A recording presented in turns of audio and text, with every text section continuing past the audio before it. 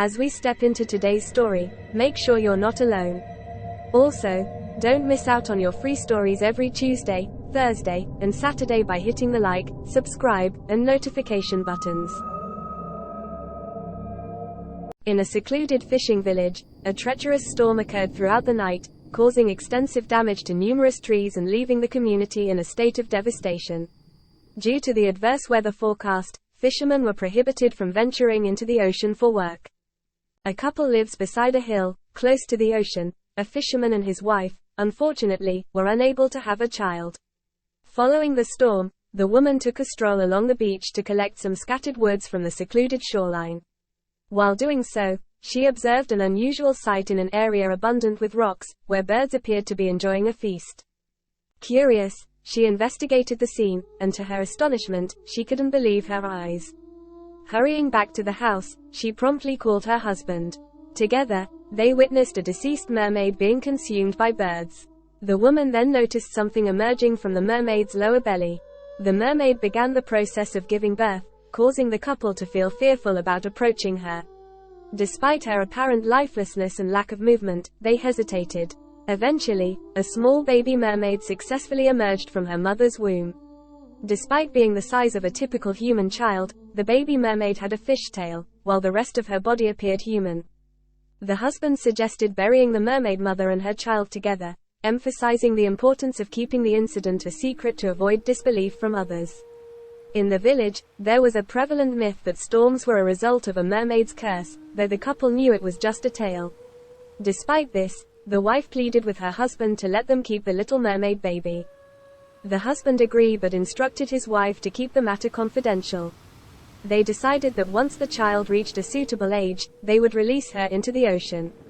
The wife accepted the agreement, keeping the child named Matilda in a small garage behind the house alongside their farm animals for several years. The fishermen constructed a sizable container resembling a temporary aquarium for her. Matilda, a joyful child, faces challenges in communication.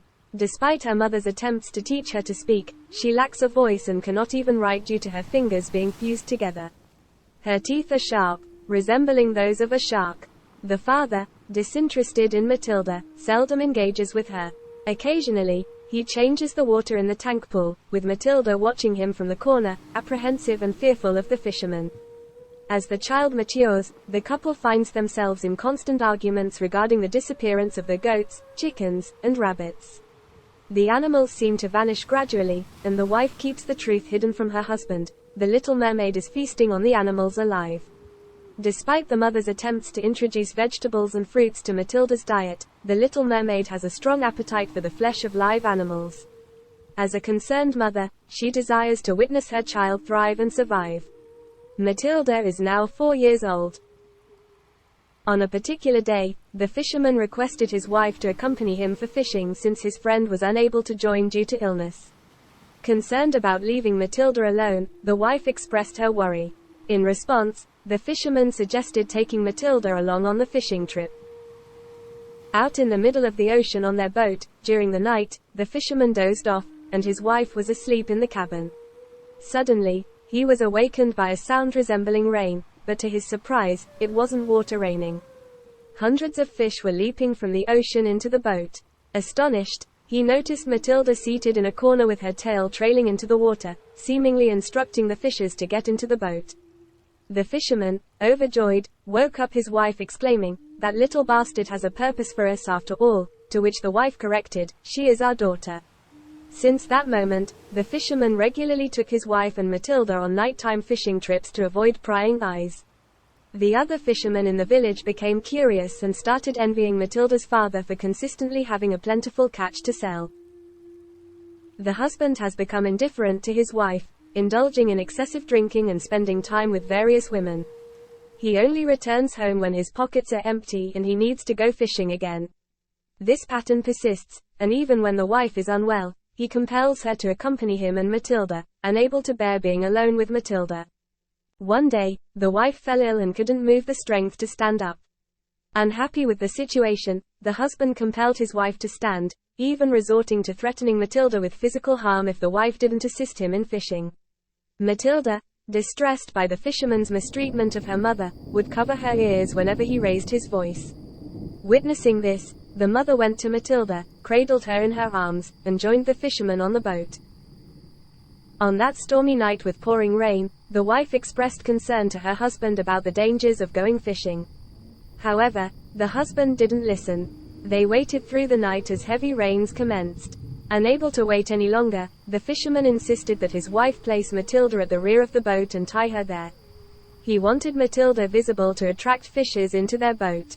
Despite the mother's pleading and anxiety for Matilda, the fisherman proceeded, even as the storm intensified with flashes of lightning.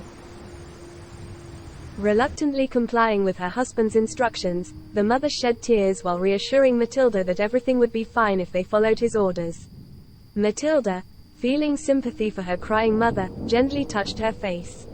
Amidst the lightning and thunderstorm, the boat began to sway perilously, signaling the ocean's growing turbulence. The mother held Matilda close, embracing her tightly in an effort to shield and protect her. Amidst the husband's laughter at the abundance of fish leaping into the boat, he soon realized that it wasn't just the fish seeking refuge. Something larger and more ominous was lurking inside the boat, a colossal creature, an octopus. As he scanned the boat, the fisherman was taken aback. Numerous mermaids had gathered around the boat, monstrous creations with large teeth and white eyes. They making loud noises, communicating with each other in their own peculiar way. A monstrous creature pulled out Matilda and her mother, dragging them into the ocean. The fisherman attempted to fight the creature, but the odds were against him as countless other creatures swarmed the boat. Tragically, the fisherman met his demise, succumbing to the onslaught. The creators and mermaids commenced their feast, eating the fisherman. The storm bore witness to the horrifying events that unfolded. As a result, the boat began to sink, marking the tragic end of the ill-fated incident. A month later, the village hosted a farm festival, and Martha delighted in purchasing locally sourced produce and community products. She acquired 2 little pigs and a puppy, bringing them home. While singing in the kitchen and preparing her lunch, she decided to take her meal to the beach. Martha assembled her picnic basket, spread out a blanket, and sat on the beach, savoring every moment of her peaceful meal. Crawling towards Martha, her protector, her mother, Matilda is treated with the same love as any biological child. In a gesture of gratitude, Matilda gives her mother a gift with a large shell filled with gold inside.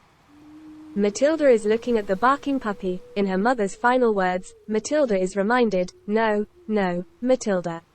Animals are not for food. Men are." Matilda responds with a smile, understanding the profound message conveyed by her mother. Content and free from harm, Matilda returns to the ocean, her natural home. Occasionally, she visits Martha, cherishing the companionship they share.